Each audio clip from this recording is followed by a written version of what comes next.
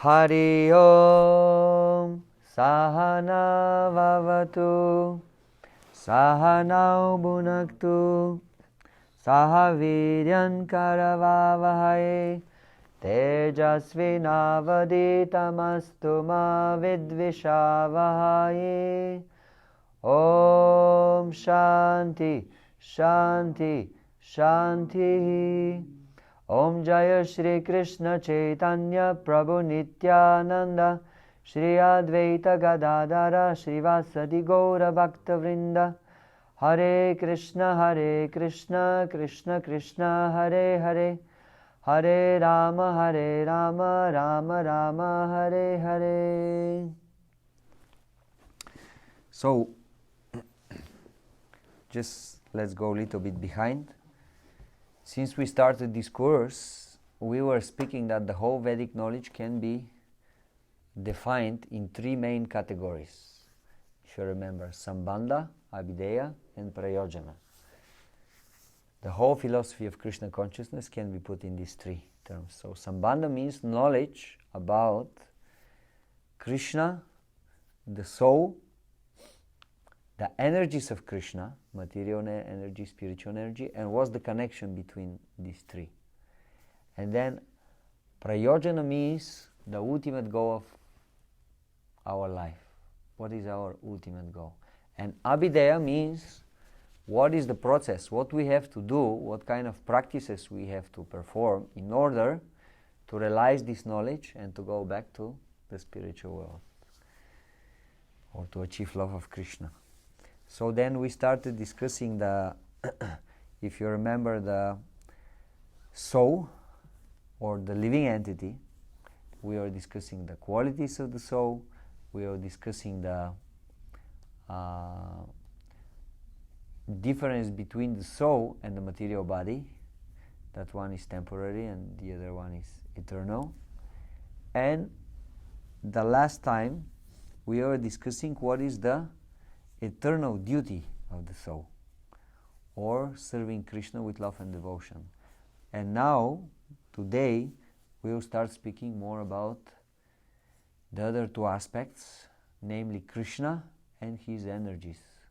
So we said knowledge, full knowledge means to know God, to know Jiva, the living entity, and to know the energies of God. We spoke about the Jiva, about the soul, yes? Now we are going to speak about Krishna. Who is Krishna? What is the absolute truth? And the energies of Krishna. Okay? So, according... What was the third one after Prayojana? Abhideya. Which was is the process. The process. What we have to do in order to realize this knowledge, who are we, and to develop our love for Krishna and to go back to the spiritual world. So, according to the Vedic version, according to the Vedas, we have a very famous verse from Shimad Bhagavatam. This is, maybe you can write it. Shimad Bhagavatam 1 to 11. It's very important and famous verse. Shimad Bhagavatam 1 to 11. Vadanti tat tattvavidas tattvam yaj jnanamadveyam brahmeti paramatmeti Bhagavan iti shabdyate. So, absolute reality, absolute truth is one substance. It's not two, it's not dual, it's one. But this one, although one by nature, can manifest in a different ways, in a three different ways. Brahmeti, Paramatmeti, Bhagavan iti shabdyate. As Brahman, as Paramatma and Bhagavan. So these are three different aspects of the absolute truth. Or, say it in other words,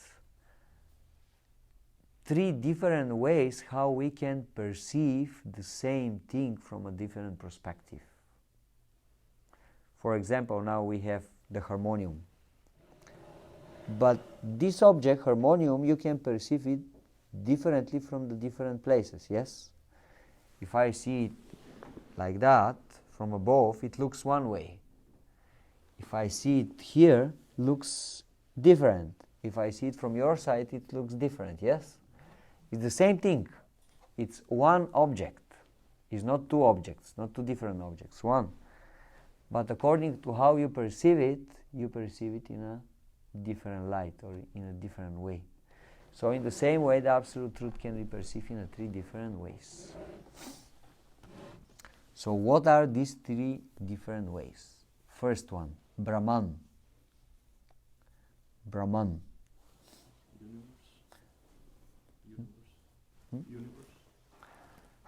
That's interesting topic. What means Brahman? Let's first explain, and then I will say something interesting about the term Brahman. So Brahman means the spirit, the greatest, the supreme, the Krishna's all-pervading energy.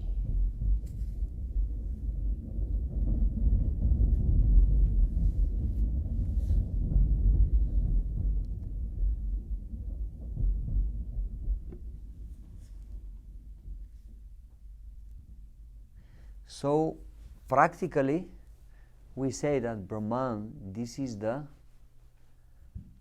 impersonal or unmanifested aspect of the Absolute Truth. Very often, if you start speaking with people about what is the Absolute Truth or what is God, they will say something like, well, God is the greatest, or He is energy, or He is some light. All these are realizations of this aspect of the Absolute Truth, Brahman. So basically this is the all-pervading aspect through which Supreme is absolutely everywhere, within everything and outside of everything at the same time. So basically through His energy, God is everywhere. This is the Brahman aspect of the Supreme Absolute Truth. Now, the word Brahman can be sometimes a little bit confusing because this term Brahman actually means spirit, and it can be used to explain different things. And sometimes in the different books, let's say in different Vedic texts, the Brahman can be used in a different way. Like for example, sometimes, let's say in the Vedanta Sutra, it is said, Aham Brahmasmi, I am Brahman, meaning that the soul is spirit, is not matter. So sometimes the term Brahman can be used for the living entity, sometimes can be used for the material nature also. In Bhagavad Gita, in 1-2 places, the term Brahman is used for the material nature. But when we are speaking here as Brahman, we are meaning the Supreme Lord, who is all-pervasive through His energies. Sometimes this all-pervasive energy of the Lord is also known as Brahma-Jioti. What is the meaning of Brahma-Jioti? Jioti? Jyoti means light. Jioti means light, correct. So the light which is coming from the body of the Lord, which pervades everywhere through the whole manifestation, spiritual and material. Brahma-Jioti aspect of the Lord. Also, sometimes we can say Brahman, sometimes we can say Brahma-Jioti. It's the same thing. It's little bit confusing sometimes with these terms, but gradually we'll clarify them. So, next way how we can perceive this Absolute Truth. Paramatma. Paramatma, super soul. So Atma means soul. And Param, Atma, Super. yes, the great Param, the great soul, the greatest of all souls. So the super soul, the soul of all souls. This is the aspect of the Lord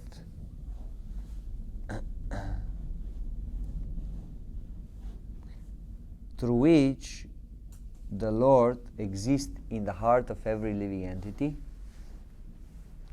also exists in every atom.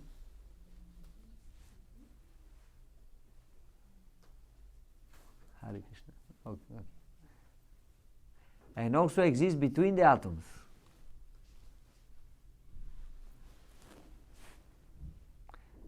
In other words, God does not exist everywhere just by his impersonal energy, but he also have his localized forms, many of them, and through these forms he enters every object, and he is helping each object to perform his dharma or duty. Like, for example, Super Soul enters our heart, and it gives from within to the soul knowledge or forgetfulness or remembrance, in order that we know what we have to do.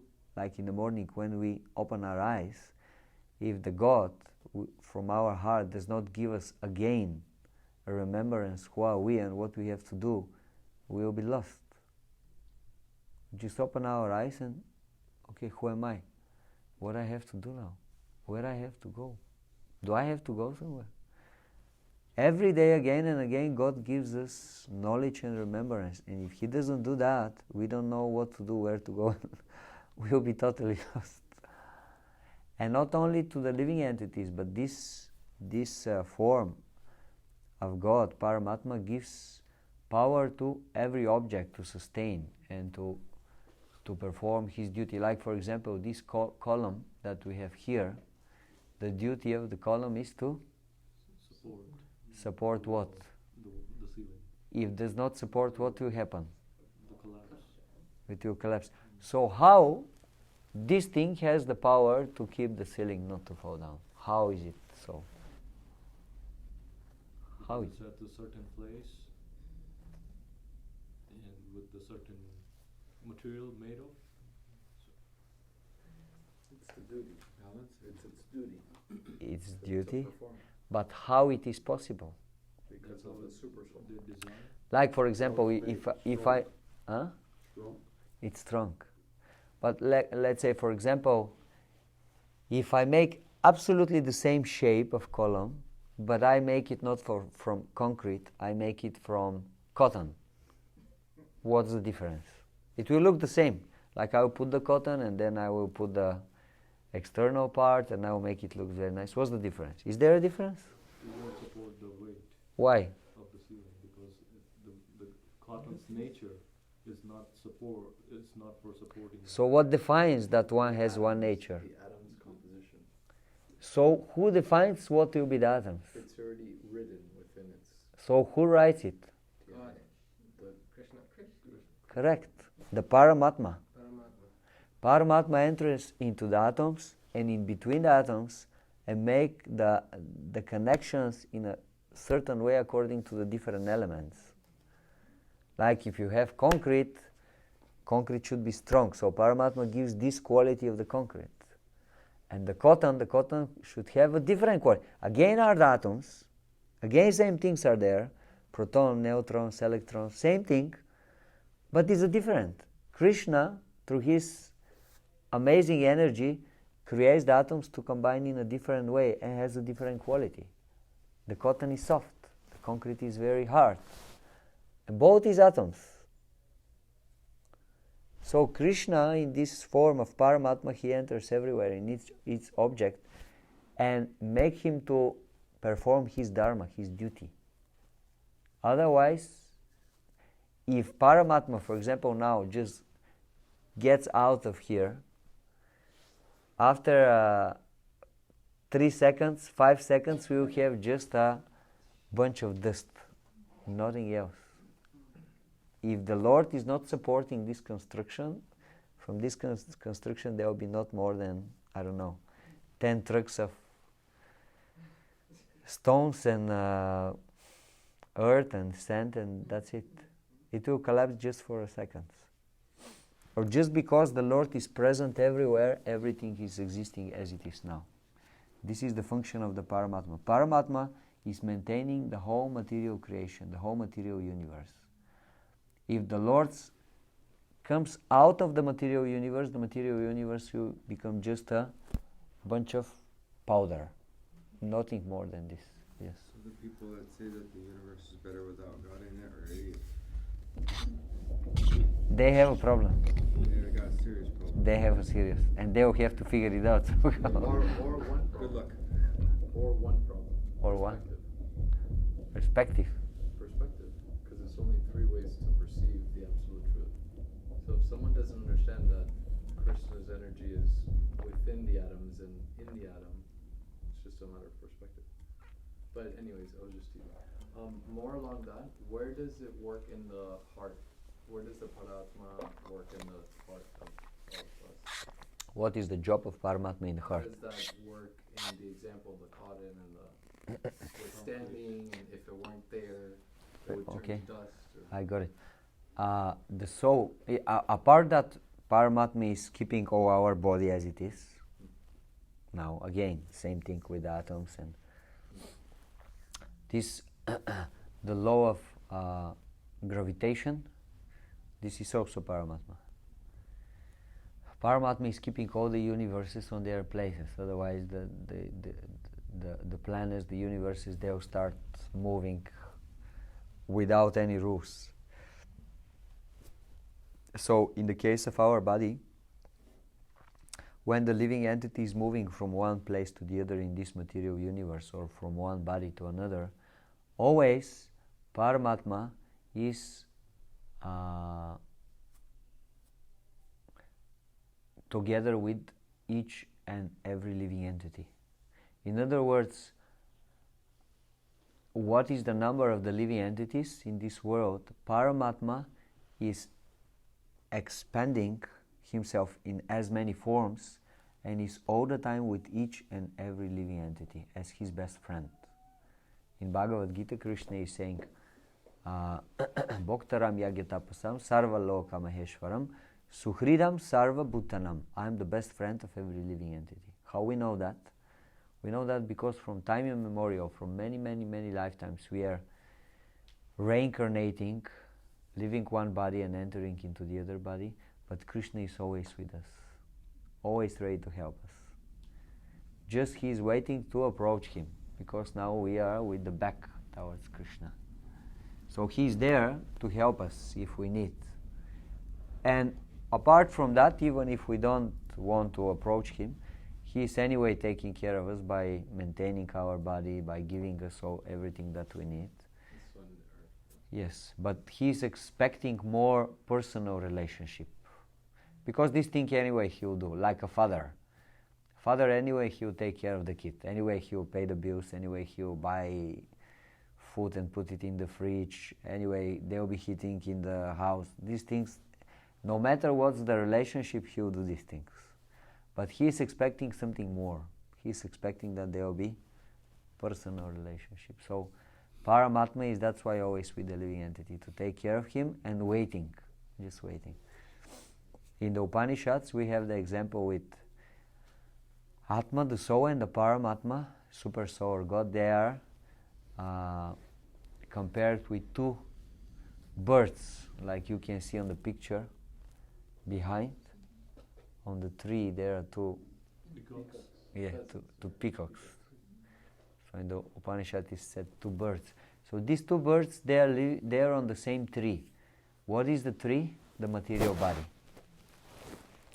And now one of the birds, the soul, the living entity, is trying to enjoy the fruits of the tree.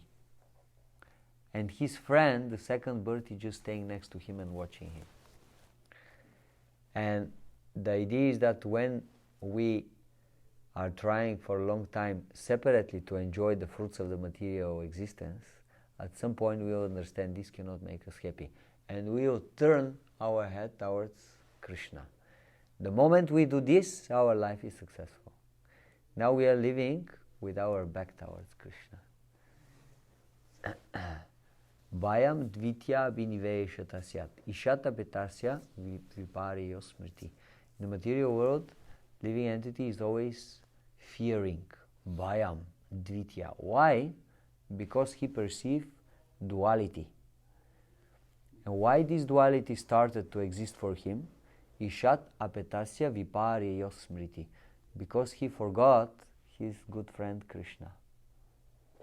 Turn his face on the opposite direction from Krishna, and then his material existence started. Now there is two. It's not only Krishna. It's Krishna, but there is something else on the other direction also. And this created fear in the living entity. Bhaya. Bhaya dvitya. Now there is two things. Krishna is there, but Maya is also there. Fear is also there.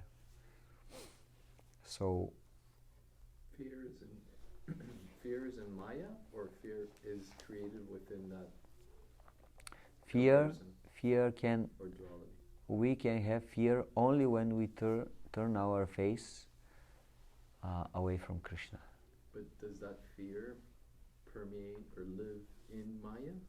Could you say? It's part of our contact with Maya, yes. Or is that our perception? It's our perception, but it's connected with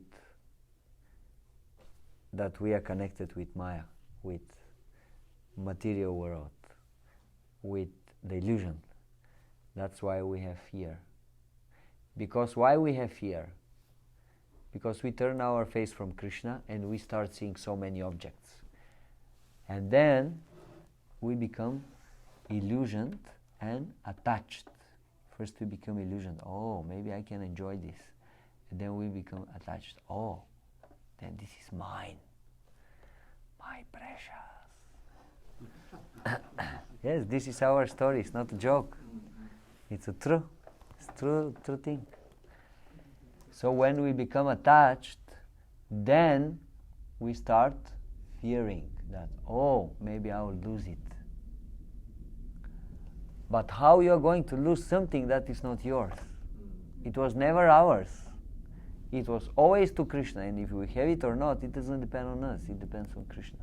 But because we became illusioned and attached in a false way that this is mine, now we are afraid that, oh, I may lose it. But how you are going to lose something that is not yours? Then you don't have fear. Person next to you and he has $100. Whatever he do with this $100, you don't care. You don't have fear. But if you have this $100 in your hand and you think, oh, these $100 are mine, now you are afraid. Maybe I'll lose them. Or maybe someone will steal them from me. What will happen with my money? But if you don't have idea about possession, why are you going to be afraid? Doesn't it show an example of your performance in the duty? Of, like maybe. How is that? I wanted to use the term that you used, but more so, I have a question about what if it's not fear of the illusion? I understand all of that, and that's exactly, I don't know, but it makes sense. I resonate with that's why that's that.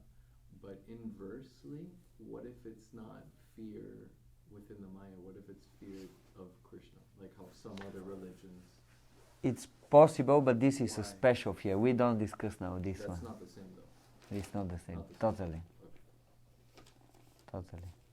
Like, for example, you are already 100% spiritually perfect, and you are in the spiritual world with Krishna, and you are serving Krishna, and suddenly you start thinking that, oh, maybe someone will take my service to Krishna, then what I'm going to do?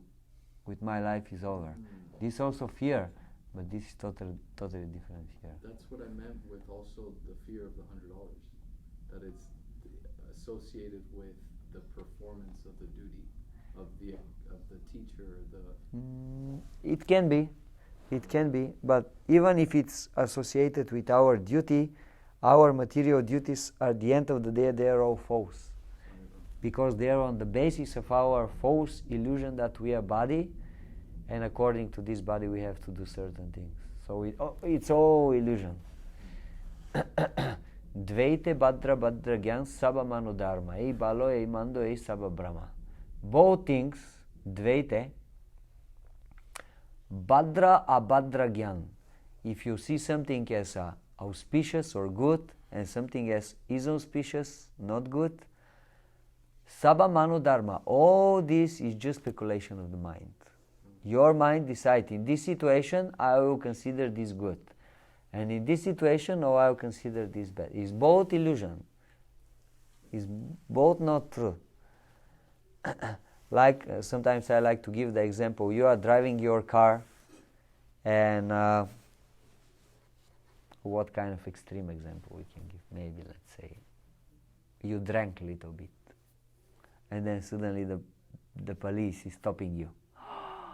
What will happen now? And they're saying, okay, my dear sir, now we have to check you out. And they check you.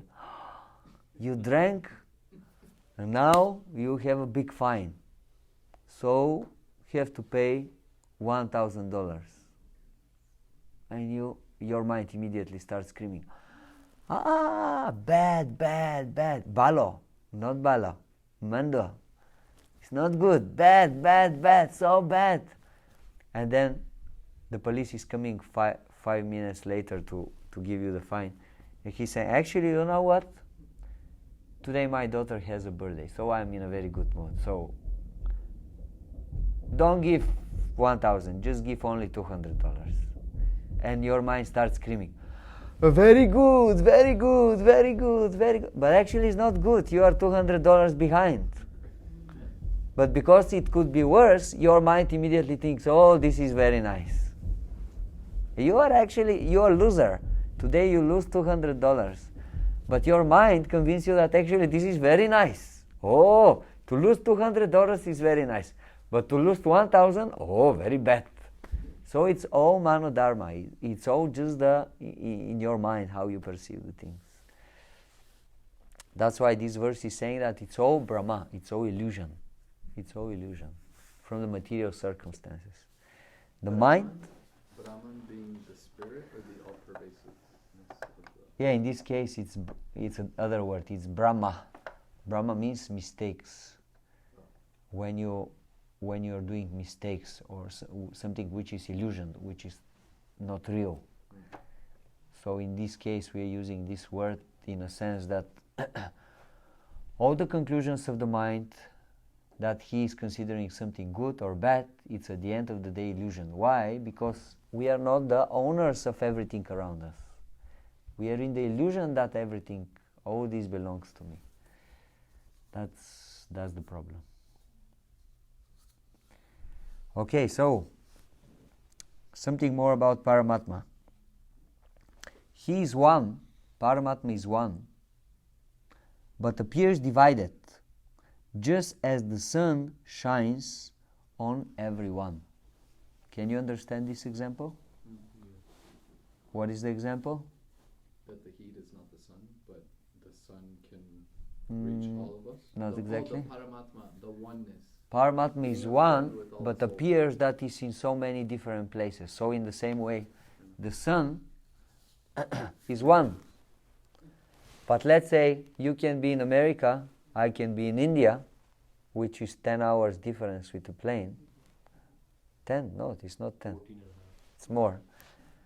But if I look up, I see, oh, the sun is there. And if you look up, you also will see the same. Or other example that is given is we have the sun there, up, but if we take, let's say, 20 buckets with water, and we go and we look in each bucket of water, we will see the sun there. So in the same way, actually, Paramatma is one. As we said, the absolute truth is one. But actually, it appears divided and at the same time in so many places. That's why Krishna is saying, Pashame Yogam Ishvaram, just see my mystic opulence. You cannot understand. I look that I'm one, but at the same time in so many places. And although I look that I'm in so many places, actually I'm in one place. Just see my mystic opulence. You cannot understand. Krishna is saying in Arjuna in Bhagavad Gita, to Arjuna in Bhagavad Gita. So Paramatma in the same way. It's one, but actually looks it's everywhere. Like in each atom is Paramatma. Between the atoms is also Paramatma. And in the hearts of every living entity is Paramatma. And the whole universe is supported by Paramatma. So it's, wow, it's amazing. This is the mystic opulence, the amazing might of the Lord. What kind of activities he can do. He knows all bodies, but the individual soul knows only his body. So the soul is conscious only about his body. Like for example, I don't know how Bhakti Chris feels. I don't know. He feels in a certain way, but I don't know. He can tell me, but unless he tell me, I don't know how he feels. But Paramatma, God, Krishna, he is at the same time conscious of absolutely every living entity. He knows how you feel this moment. What kind of feelings you have, if you are sad, if you are happy, if you are tired, if you are sleepy. He knows absolutely everything for you. This is the omnipotence of the Supreme Lord. He is all-knowing, omnipotent. Let's do Paramatma. Paramatma. Paramatma. Param, Atma. Atma means soul. Param means supreme. Supreme. We have the small soul, the individual soul, we are the living entity, and we have the supreme soul, which is Krishna. Atma and Paramatma, yes.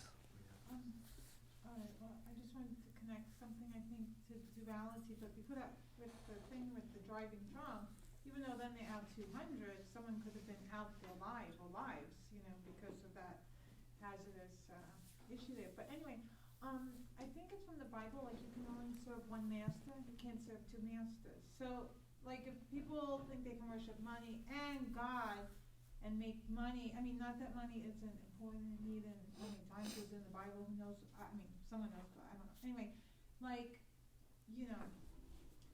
so it just reminds me, like, not duality, one, like we can only serve one master, I think that's... You can serve one master. No, you can't serve two masters. Our philosophy is saying the same. Yes, I know. Thank you. You can serve only one master, and this is Krishna. Of course, at the end of the day, if we go a little bit more philosophical, there is nothing else except Krishna. So if you have this consciousness, then you can do everything, and you'll be totally Krishna conscious and loyal to God. You can make money, no problem. You can drive cars, no problem. You can work on computers, no problem. You can have any duties. Yes, you can do everything. Or no duties, or be simplistic, be a monk in a, Provided you can see how everything is connected with the Lord, and it's not meant for you, it's not meant for your pleasure, it's meant for Krishna. Then there is only one. Although apparently externally there is many, more than one, but actually is one. In your consciousness is one. This is the greatness of the Vaishnava philosophy, of the Krishna conscious philosophy. Many other philosophies, they cannot work with two. Like for example Buddhism. Technically speaking, in the Buddhism, if you are really a Buddhist, what you have to do is just you have to give up everything. You have to go to the some monastery like Shaolin monastery, be celibate, don't work, and just whole day just do your spiritual practice and meditate. That's it. There is no other option. Like for the schools, let's say, of Jnana Yoga. Jnana Yoga begins the moment when you give up all your material engagements. You leave the society, you leave the world, you go to live somewhere in the jungle or in the forest or in the mountain. Only then you can start this practice. Mystic Yoga, also the same thing. All these schools, they are very much into this external side, that externally should be only one. But our philosophy is so great, so glorious, that apparently you can be totally within the material atmosphere, material world, but because your consciousness is very strong, if you can keep this strong consciousness, you can be totally spiritual. You can perceive everything totally spiritually. There is such a... Sanatana. Because of Sanatana, right? Yes, because of the Krishna consciousness. You see how everything belongs to Krishna, everything is connected with Krishna. So you're not in Maya. There is very interesting story in this connection. Can you remind? There's it's in the Bible. Uh-huh. I was raised Christian. Okay. And I feel at home with Krishna consciousness. Sure. Definitely. But there's a saying that I remember. We can be. It's basically you be in the world but not of the world. Mhm. 1 John 4. Okay. Greater is he that is in him than he who is in the world. Okay. Yes, you have to be in the world, but you can not... be in the world but not of it. Correct. Like This is our philosophy, exactly. So there is this nice story with Bhaktivinoda Takuru and Gaura Kishore Das Babaji Maharaj, two very great souls. So apparently Gaura Kishore Das Babaji Maharaj had some serious health problems. That time he was living in Navadvip in Mayapur, which is around 4 or 5 hours from Calcutta, the big city where you have doctors, you have everything. So they wanted to bring him to the big city in order to check him up, like some medical things. And then when he heard this, and he said, I will never go to this nest of Kali, the most degraded place, Calcutta. Yes. So later, Bhaktivinoda Takuru, which is other very great acharya, but he was differently situated. Gaura Kishore Babaji Maharaj, he was a renunciate. He was living totally like out of this world. To such an extent that like sometimes there are amazing stories about him. Sometimes he was going and closing himself in the toilet so that he chants there and nobody comes and disturbs him. Because it's like filthy place, nobody want to go to the toilet. So purposefully, he was going, locking himself there, and he was peacefully chanting his rounds. And Bhaktivinoda Takuru, he was a socially very engaged personality. He was magistrate, he was working for the British Empire. He wrote many books. He was very engaged with what's going on in the world. So he was really in the world. So when he heard about the statement of Gaura Kishore Das Babaji Maharaj, because at that time Bhaktivinoda Takuru was living in Calcutta, so he heard that they were very good friends. He heard that Gaura Kishore Babaji Maharaj, he said that actually Calcutta is like the nest of Kali. The most degraded people and the most sinful activities are done there. And when Bhaktivinoda Takuru heard about this, and he just made like that. Kali? Where is Kali? I don't see Kali, I see only Vaikuntha. I see only the spiritual world. Why? Because he was in such elevated consciousness, his lifestyle was so pure and his consciousness was so elevated, he couldn't perceive anything else than Krishna. So everything that he was doing, he had a wife, he had family, he had 14 children. He was working every day. Everything he was totally connecting with Krishna, so for him it was not Maya. So if we have this consciousness, then everything can be connected with Krishna. Okay, so we said about Paramatma that it appears divided, but it's not, it's one. And we know only our body, but Krishna, the Super Soul, knows all the bodies.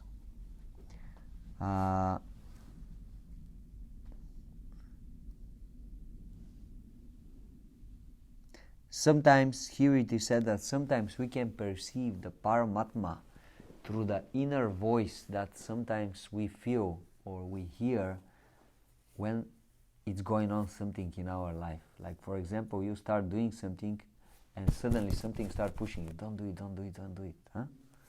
Let's say something bad. And you know you shouldn't do it, but still you want to do it, but something is saying, no, it's not good for you. So this is the voice of Paramatma. Or sometimes, let's say you are in a certain situation and, I don't know, maybe you start just going, crossing the street and suddenly something is telling you, no, stop. And you just stop and suddenly one car in front of you. So this is the voice of Paramatma. Could we call it a gut feeling? Could we call it a gut feeling? Yes. There is a word in... what is the word in English? Conscience. Consciousness? It's not consciousness. Conscious? The voice that you are feeling from your heart, how you say? There is an English word. Conscience. Come here. Fast. Conscience. Oh, Conscience. Sorry. Conscience, but different from conscious. Conscience. Two different meanings. Right. But the idea is that Krishna is in our heart and He is always He's giving a science. Just the question is how we are tuned in order to be able to perceive His voice. Because most of the time our mind and our consciousness is so much engaged with other things, we cannot hear His voice. Paramatma, it is said, Paramatma is constantly speaking to the living entity, constantly. But we cannot hear because we are engaged with other things. So that is the idea of meditation, to cool down the mind, and then you can hear the voice of Krishna, the voice of Paramatma. It's connecting to another scripture. I mean, also like with songs, like scripture can stay in whatever, like rather than prose, like hymns and stuff, it can stay in your head a little bit. But it's like, if today you hear my voice, harden not your hearts. Anyway, so it just reminds me, like if you hear His voice or whatever, like harden not your hearts. We can hear the voice of Krishna if our consciousness is clear. And how we purify our consciousness, we know the best way is through chanting Hare Krishna, Krishna Krishna, Hare Hare, Hare Rama, Rama Rama, Hare Hare. So then we go to the third aspect of the Absolute Truth, which is known as Bhagavan. Bhagavan. Bhagavan. Bhaga means opulences, and Vans means the possessor, person who is possessing the opulences. Why Supreme Absolute Truth is known as Bhagavan? Because He possesses all opulences in full. Aishvaryasya samagrasya viryasya yashashasyaha jnana vairagyaschaiva sanam bhaga itingana. We have 6 opulences and Krishna has all these 6 in full. We, the living entities, also have these opulences, but very, very little amount. And Krishna has them in full. Which are these 6 opulences? Can you help me? All the senses, maybe strength? Yes, strength. He is the strongest. Strength is one opulence. Kindness? No. Mercy. Beauty. Beauty, correct. So Krishna is the strongest. He is the most beautiful. What else? Compassion. Powerful. Yes, strength. Understanding? Understanding is connected with knowledge. He is the most knowable. He has full, complete knowledge about everything. So He is the strongest, He is the most beautiful, He is the most knowledgeable. What else? Wealth? Clean. He is the most wealth person in the world, yes. Wellness? No. Opulence. Which opulences? So we have 4 till now, 2 more we need. Fame. The most famous, correct. Really? He's the most famous person. Everybody is little bit famous, but he is the most famous. Everybody knows God. Like no matter which place in the world you go and you say, do you know God? Everybody will say yes. He may agree that He exists, he may not agree, but everybody knows about Him. And there is no other person that everybody knows about Him. Even, I don't know, like who? Give me some example. Even not mythological, like the richest guys now, whoever it is. Most of the people will know him, but there are places you go, nobody will know him. Nobody know about it. Nobody cares even about this guy. Oh, what do I care that he has all this money? Anyway, he's going to die after 20 years. He won't get anything with him. So he's the most famous. And one more. Renunciation. Correct. He is the most renounced one. Great. 6 opulence. So let's repeat them again. He's the strongest, the most famous, the most wealthy, the most knowledgeable, And the most renounced. renounced, and famous. We said, beautiful. Correct. 6th. If you like, you can write them down What later. does Vans mean again? Van means, yes, Bhaga means opulence, Vans means the person who is possessing the opulence. It's a possession. Bhagavan, the person who is possessing the opulence. There is a very nice movie, if you like you can watch it. Not that I'm going to advertise your movies, but it's a nice. It's called, the movie is called Yeah, he is indeed. Bhagavan. The Legend of Bhagavans. The Legend of Bhagavans. It's an old movie, but it's a very nice movie. It's with, I believe, with Will Smith, maybe. And it's a very nice movie, and actually is very closely connected to Bhagavad Gita. Very closely connected to Bhagavad Gita. Many philosophical points you will find inside if you listen carefully what they are speaking from Bhagavad Gita. Very nice movie. You can get a lot from this movie. I have another suggestion of the movie. It's old Hindi movie from 70s or 80s. The name of the movie is Yahi Hai Zindagi. This you have to write down later. Otherwise they won't be able to find.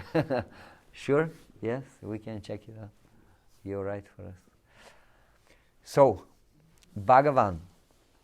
This is the personal aspect of the Supreme Lord. The personal aspect of the Supreme Lord. Yes. Bhagavan realization includes Paramatma and Brahman realizations. We will explain how.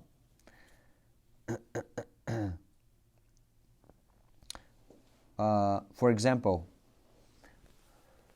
okay, let me first say a little bit something more about Bhagavan aspect. Many people, they think that the God is just an energy. But if God is just an energy, or He is only impersonal and He doesn't have personal aspect, this will make God incomplete. And how He is God, how He is the complete whole, the absolute truth, if He is lacking something. This is definitely imperfect understanding about absolute reality, about absolute truth. Absolute reality should have everything that we have in our experience. Or we have personal part of our experience, and the God who is the origin of this experience will not have it. How it is possible? So that's why we conclude that God should have both impersonal as well as personal aspect. This will make Him complete and full. Otherwise something will be missing. So the example that is given very often to understand these three different aspects, Brahman, Paramatma and Bhagavan, is as follows. You want to go to a mountain. If you perceive the mountain from a very big distance, you don't see the mountain. You see something very vague. It's something like a cloud, more or less. It doesn't have exact shapes. You cannot see the mountain.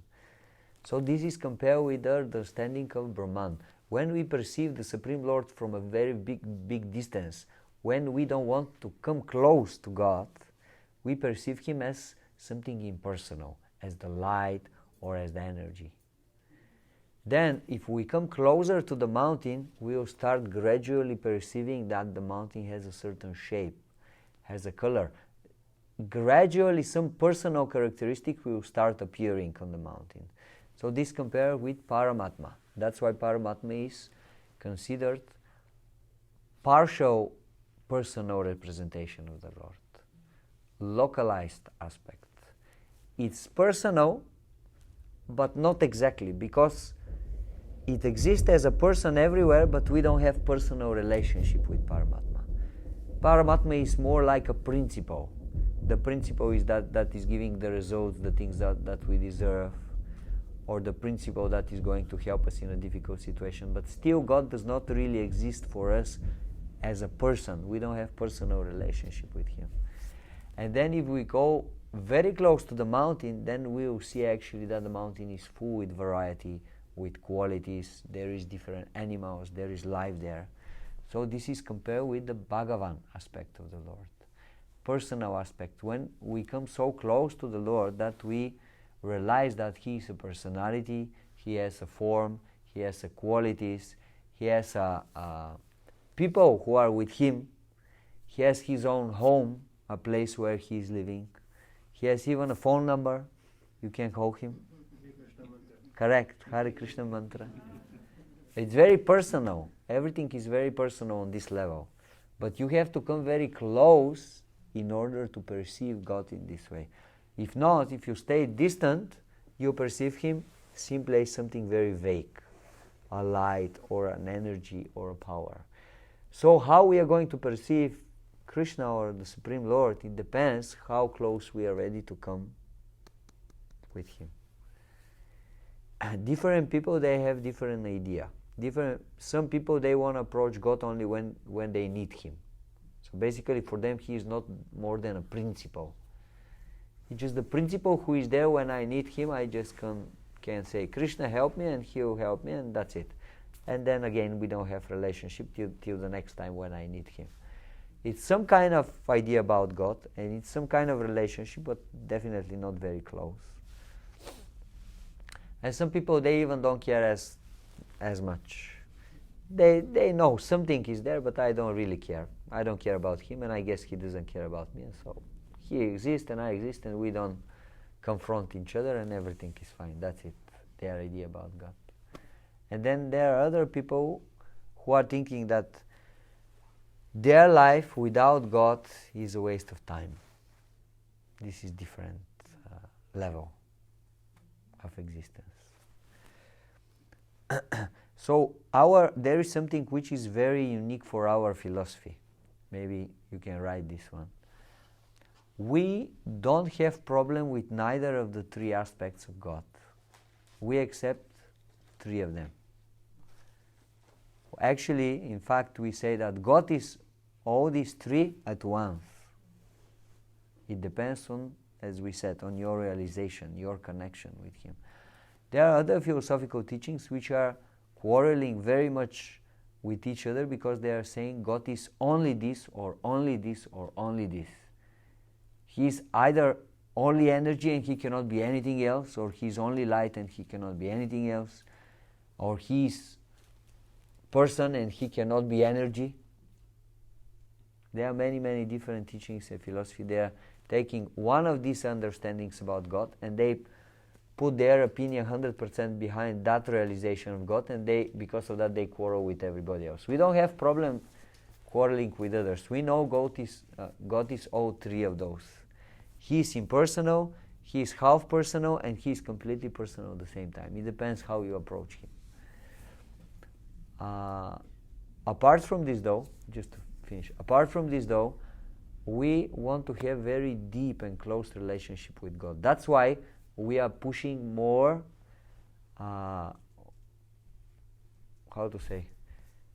we are stressing more on the personal aspect of God. That's the most important for us. Why? Because we want to have a personal relationships with Him. What's your question? I don't know if I have it calibrated yet, the question, but I liked how the third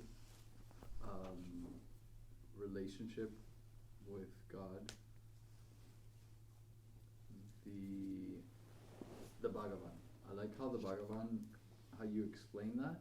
It's like it brings the relationship to life. But what popped in my head, for me, because I can only speak of my experience, is that I just like, full transparency, I've seen it as like out of respect to not come too close. Because where do you draw the line? Yes. And also This is very, ritualistic. it's very important point that you make now. That sometimes we don't want to come close to God because out of respect. This is very important. That's how I learned also. We are going to speak about this, I hope today, or if we don't have enough time, next time. We are going to discuss the different kinds of relationships that we can have with God. And then you'll see that what determines the closeness in the relationship is exactly this mood. How much own and reverence and fear we have from God, and how much our relationship is, these things are reduced in our relationship with God. This makes the connection more intimate and more close. Oh, it's a very interesting thing. Yeah, no, it's like ass backwards. Like if you take some religions, their whole relationship with God is based on fear and own and reverence. That's it. You don't have other relationship with God. God is great and He is there, and we are small, and we are here, and we are His servants, and that's it. And more than this, you don't have to know. And it creates an impersonal relationship. Very much so. Although you say it's personal, but actually it's not really much personal, because You feel it, you see it. this creates a border. And border means you cannot have Separation. very close, intimate relationships. It already sets the mindset. Yes. And blocks the heart. Yes. Like, for example, you go to associate with the President of United States of America.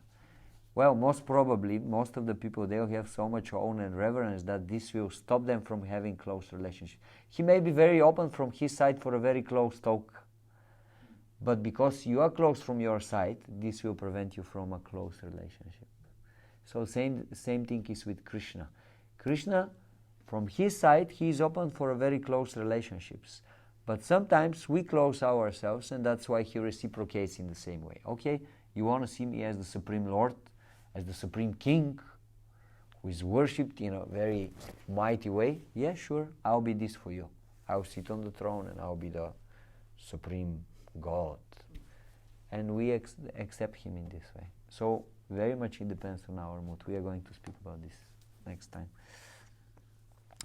So, let's come back to the topic. Brahman, Paramatma and Bhagavan. Something very interesting. We were speaking that the soul has three qualities. Do you remember? Sat, Chit and Ananda. And eternal, Sat, Chit, knowledge, and Ananda, bliss. God has the same three, but in fullness, in completeness. So now, according to which three of these realizations we have, to some extent we realize these three aspects of God. For example, the worshippers of Brahman, they realize mainly only the Sat aspect of God, or the eternality. This is how they perceive God, as an eternal existence, not more than this. And their destination is Brahma-Jioti. We are speaking about that they realize God as Brahman, so they go to Brahma-Jioti. What is Brahma-Jioti? Again, this topic is coming also. I think next time we are going to speak about this. Brahma-Jioti is the spiritual effulgence of God. Actually, this effulgence is coming directly from the body of the Lord, body of Krishna. But it's so powerful, such a big effulgence, that pervades everything, both spiritual and material world. Everything that we perceive is within the effulgence of God. And this effulgence of God is called Brahma-Jioti. So these persons who are worshipping the God actually as impersonal, as the light, as the energy, this is at the end of the day where they can go. They merge into this Brahma-Jioti, this light which is coming from the body of Krishna. Then the Paramatma worshippers, very often yogis, they can achieve Brahma-Jioti, or sometimes they can achieve also the spiritual planets known as Vaikunthas. And they realize both aspects of the Supreme Lord, Sat, eternity, and Chit, knowledge. So they realize the eternal aspect of God, and they also realize the knowledge aspect of God. But then Bhagavan, the worshippers of Bhagavan, which is known as Bhaktas, the devotees of Krishna, they can achieve Vaikuntha, or they can achieve the supreme planet in the spiritual world, which is known as Goloka Vrindavan. It depends on their relationship with Krishna, how much they have own and reverence, or how much they are free in their relationship with Krishna from own and reverence. It depends where they will go, Vaikuntha or Goloka Vrindavan. And they realize three aspects of the Supreme Lord: Sat, eternality; Chit, knowledge; and, very important, Ananda. Ananda. Why Ananda is so important? Eternal, the ultimate. Because don't take it so seriously. It's What means bliss? Pleasure, happiness. Joy. Joy, Joy. happiness. Yeah. Correct. It's not impersonalist. Yes, if you realize God as Brahman, you have some joy, but it's not very intense. If you realize God as Paramatma, you have more joy, but still it's not extremely intense. But if you realize, if you get in contact with Krishna as Bhagavan, then you realize his full form, Sat Chit Ananda. And this becomes your existence. You are all the time in joy, in ecstasy, Ananda. And this is what the Vedas are saying. Ananda Mayo Bhyasat. When we realize our connection with Krishna, we will become full with Ananda, full with joy. Raso Vaisaha. The whole existence in connection with God is rasa. Is juice, is nectar, is sweetness. Raso Vaisaha. Okay. So how do you feel? Tired? Ananda. Okay, then our next topic is, let's go deeper. Krishna, the supreme absolute truth. So now we spoke about Bhagavan, personal aspect of God. But God, because He is almighty, He can appear in many, many, many different forms. Advaitam achyutam anadim ananta rupam adyam purana purusham navayavanam cha. Advaitam, He is one, but ananta rupam, He can appear in many, many, many different forms. As Krishna, as Vishnu, as Narayana, as Kurma, as Matsya, and Varaha, Narasimha, Rama, Parashuram, Dhamantari, Buddha, Kalki, so many different forms. Wait. Who is God? Like, Jesus Christ. tell me one thing. It's getting too complicated. Like, just tell me one. All of them are God. But that's Paramatma, right? Paramatma. This is like Paramatma, yes. All of them are God. But He appears in a different forms according to the time, place, and circumstance. He has to do different tasks. And that's why He takes a different form, with the different clothes, with the different entourage, with the different weapons to fulfill His mission. So now, why Krishna is so special? Why we are saying that Krishna is very, very, very special? Why do we accept Krishna as the original Supreme Personality of Godhead? And immediately we can have many arguments that He is not. For example, some people are saying He is an incarnation of Vishnu, and Vishnu is the Supreme Lord. Some people are saying this, and even in the Vedas, in some places, we can meet such kind of arguments, that Vishnu is the Supreme, not Krishna. Krishna is simply incarnation of Vishnu. Or Vishnu is the Almighty, and Krishna is smaller. But What is it though? What is it though? Like, That's very interesting. But isn't it the No, name of for real. Krishna? All the names are like Vishnu, Krishna, Narayana, or Bhagavana. Anything the you same. call, it's still same. Yes and no. 1,000. Our, 1,000 names. do you know that our philosophy is yes and no? 1,000. great. So basically with this philosophy you can get out of every difficult situation. Yes and no. Okay, let me first read the arguments and then we can... Nitpick out. Second, Brahma or Shiva are more powerful than Krishna. Some people are saying, no, Shiva is more powerful. Krishna is just a coward boy. Shiva, he is Bhagavan, he is very powerful. Or Brahma. He exhibited human traits. Sometimes Krishna was acting just a normal human. How can you say that he is the Supreme Lord? Maybe powerful living entity, but Supreme Lord. He was acting just like a boy. I mean, his mother was giving him to drink milk from her breast, and she put him just for 1 minute because the milk on the stove was boiling, and Krishna became so angry, he broke the pots with butter and started feeding the monkeys with the butter. What kind of God is this? I mean, give me a break. Some people may say this. He takes the form of a small child, and then he grows and becomes adult.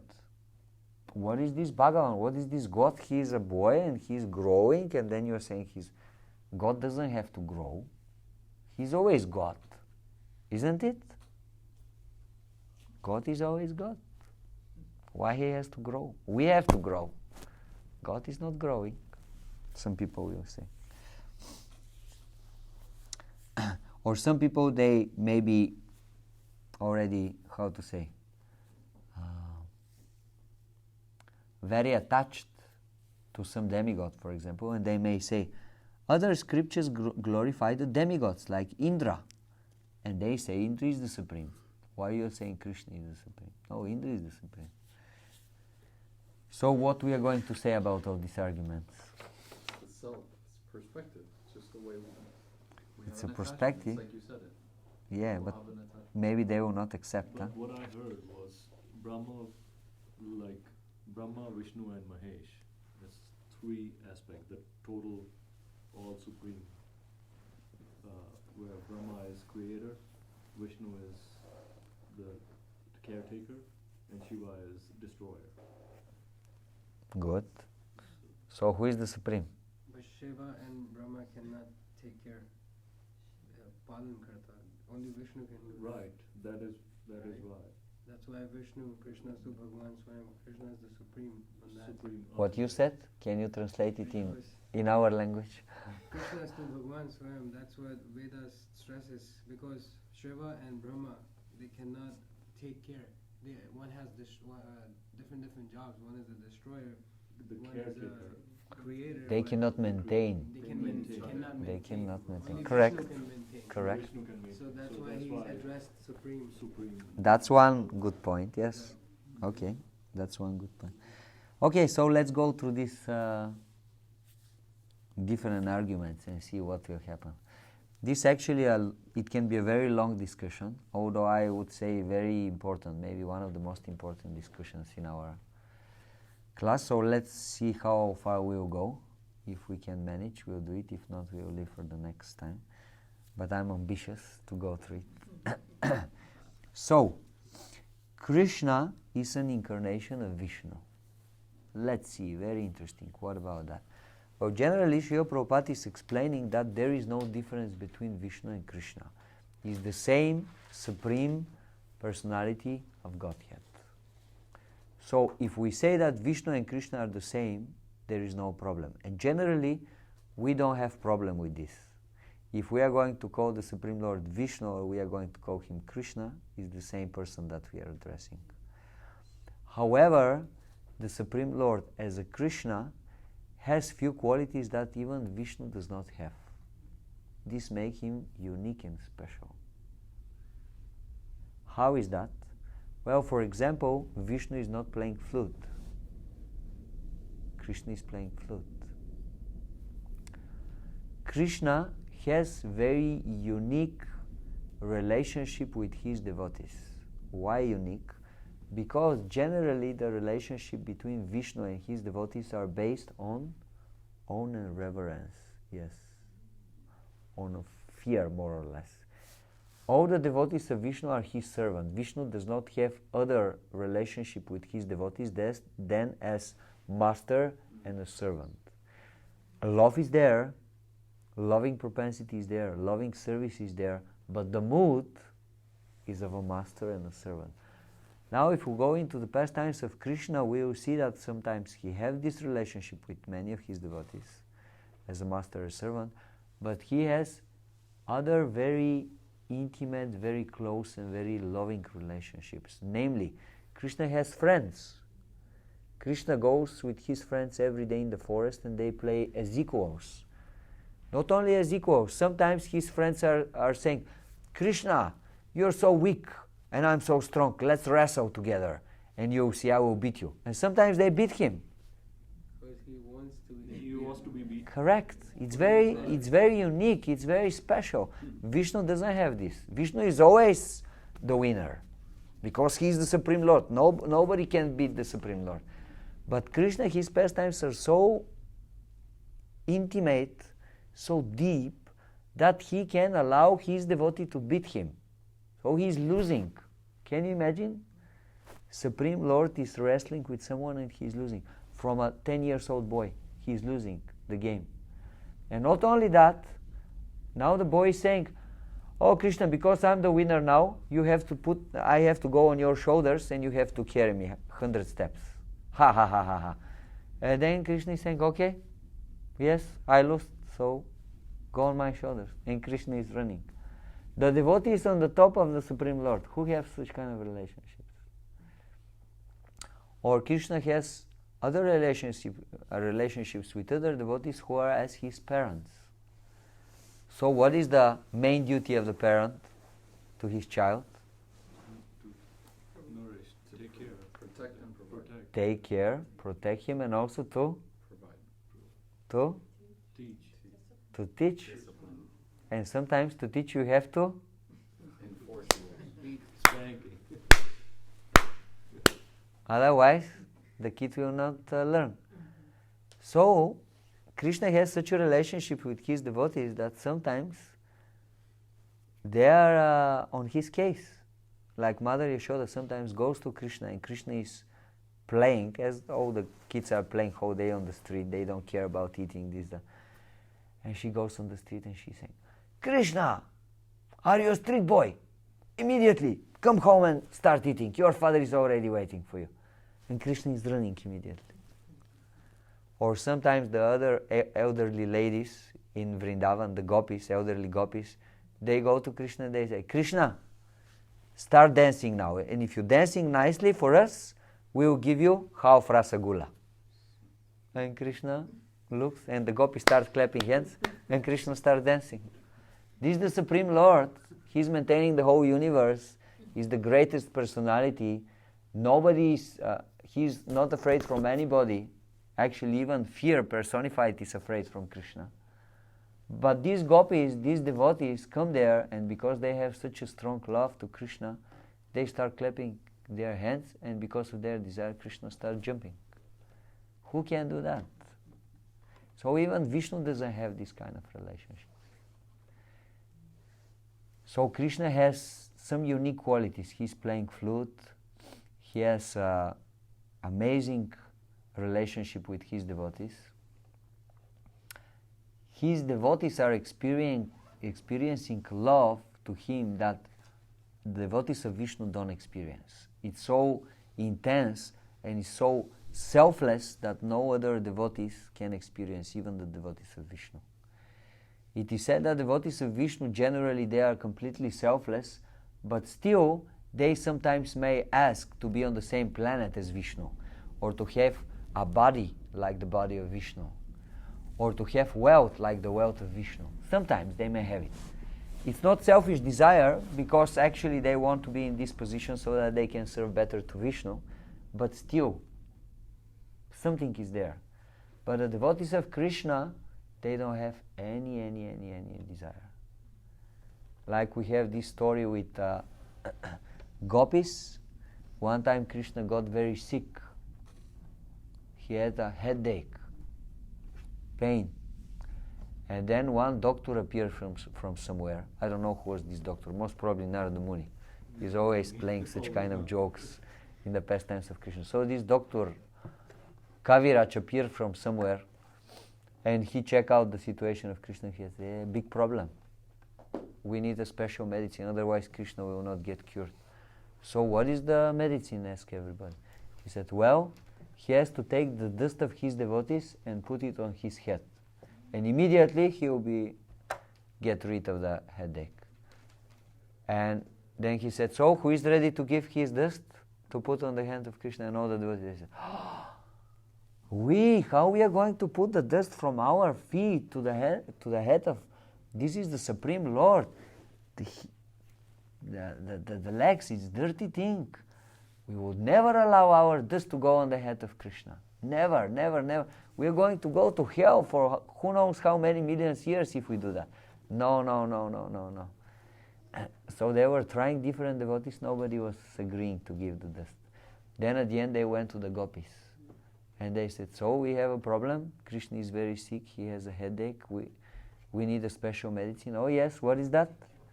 Well, we need the dust from the feet of his devotees. And if we put this on the head of Krishna, he'll be immediately cured. Sure? Take immediately. Take immediately. Let Krishna be cured. And then they said, but you are not afraid that you'll go to hell? This is the Supreme Lord. You want to put the dust from your feet to his head? How is that? To go to hell? And then the gopis said, we don't care. Let us go to hell. We don't care. Most important thing is Krishna should be happy. So it's such a selfless love that nothing else exists. Nothing else exists. The only thing that exists is the happiness of Krishna. Let me suffer, let me go to hell, let me happen whatever. Let me Krishna be happy. Let me Krishna be satisfied. Such is the completely pure and uncontaminated love that one can see in the devotees of Krishna. So this is something very specific for Krishna. And just maybe to finish, and the last quality that Krishna makes Krishna very, very special is the beauty of his form. Krishna has a very special form that nobody else has, even Vishnu. It's called Tribhanga. Krishna can take such a position of his body that his body looks so attractive. Whoever sees this form of Krishna, he is immediately 100% attracted. With the cross feet. Correct. With the cross feet. Tribhanga. Lalita. Alola Chandra Kalasad Vanyamala Vamshi Ratna Gadam Pranayakeli Kala Vilasam Shyamam Tribhanga Lalitam. Special form which is known as Shyam. Tribhanga, and has three special curves. Lalitam, and it's very, very beautiful, very nice. So this form of Krishna is also very special. That's why we are saying Krishna is Vishnu, but still there is some difference. The form of Krishna is very, very special. But why do we have Garuda if Krishna and Vishnu is differentiated? Why do we have a Garuda in front of Krishna?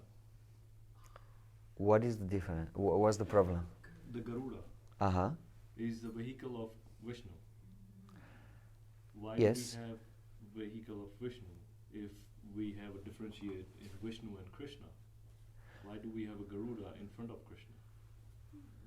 You mean in the temple? In the temple, yes. Because Garuda is great devotee of Krishna. Right. Of Vishnu. Of Vishnu and of Krishna as well. Right. Because we see that Krishna is using Garuda in certain pastimes.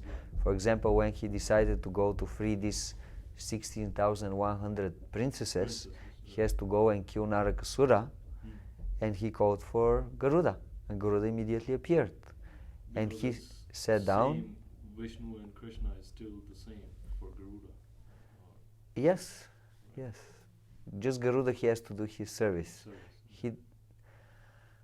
Garuda is a great devotee, and most probably he also knows what's the difference. But according to his rasa, he is doing his job. His job is the job of a servant, so he is doing the job. But Krishna has other vehicles as well. Like, for example, Kaliya is one of the vehicles of Krishna. After Krishna stepping on the heads of Kaliya and purifying him, he gave him the service. He said, your service will be, sometimes I will need you. You will come and I will use you as a horse.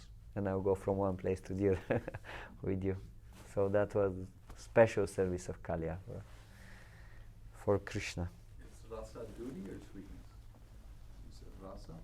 Is that Nectar. duty or sweetness? Nectar. Rasa means sweetness or taste, or it may mean the taste that you are getting from a certain relationships that you have with someone. It's the sweet, I got that. Yes.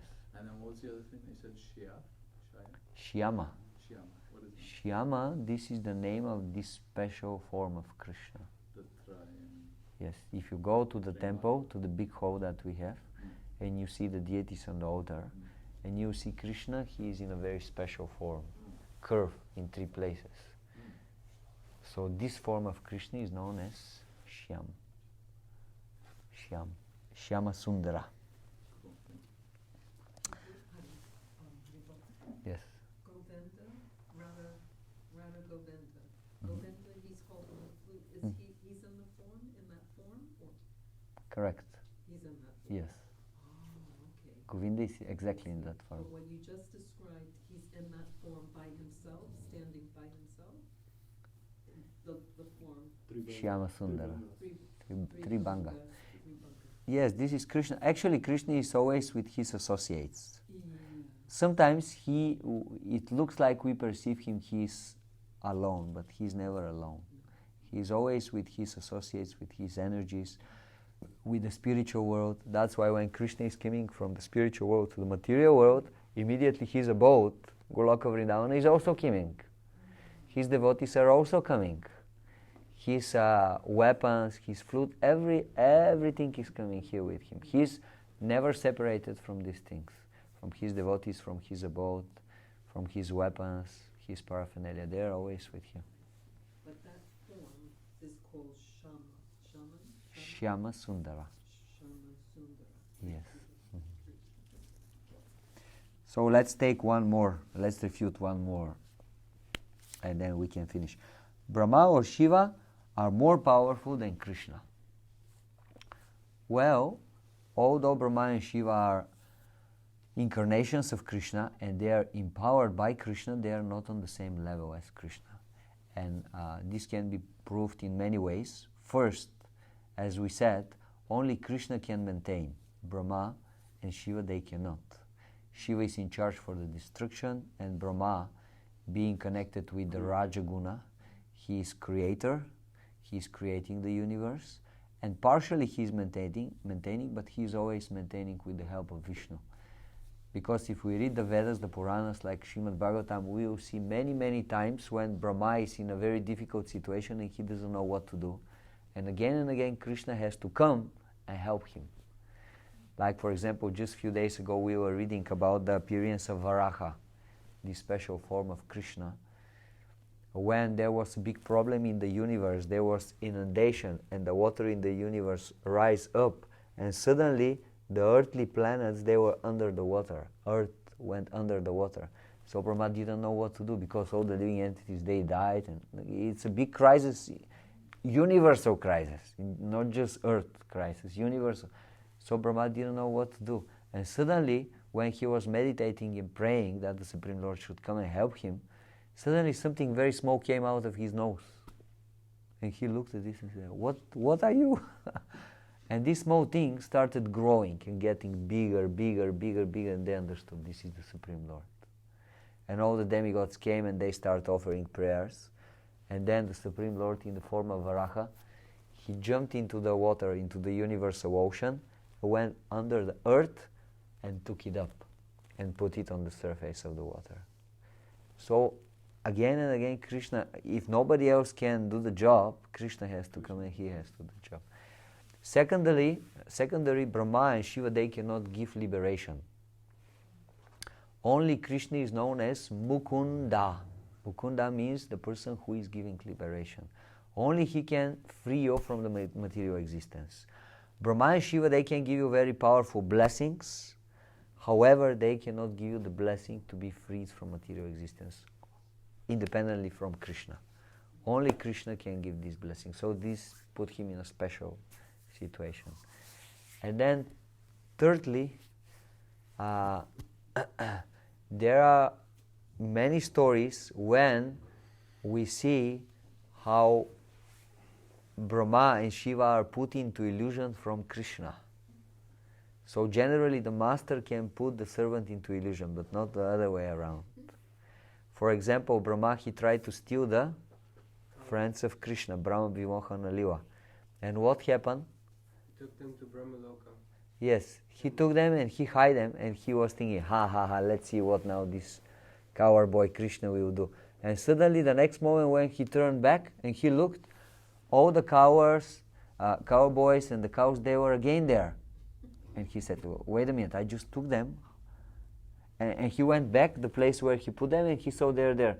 And he went back and they were again there. And he couldn't understand, like, come on, what's going on here?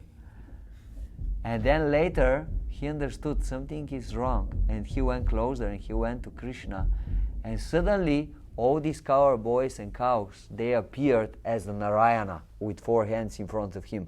And then he became even more confused. Now I was seeing double. Now I'm seeing so many gods. What's going on here? Something is wrong. And then he started praying to Krishna, and then he understood. Krishna revealed his supreme position to him. So he took his subordinate position.